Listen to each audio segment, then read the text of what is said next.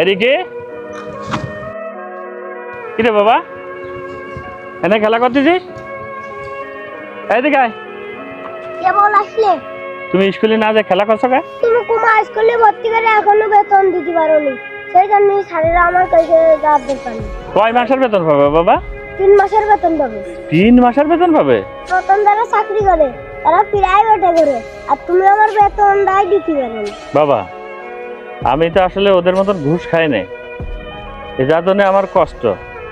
আর এই কষ্টকে লেখাপড়া শেখ, দেখবি তুই একদিন সুখী হবে। এই যে বাইসাইকেলটা দেখছিস না, এতে অনেক শান্তিতে আছে।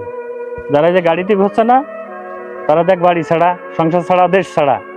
আর আমি দেখ তোর বাবা তোর কাছেই আছে। বাবা তুই কালকে তুই স্কুলে যাস। হ্যাঁ বাবা, স্কুল কামাই করিস না, আমি হেড স্যারের সাথে আলাপ করবো। হ্যাঁ বাবা, তুমি যে কথা কইলে, তুমি যে আমার কাছে রইছো,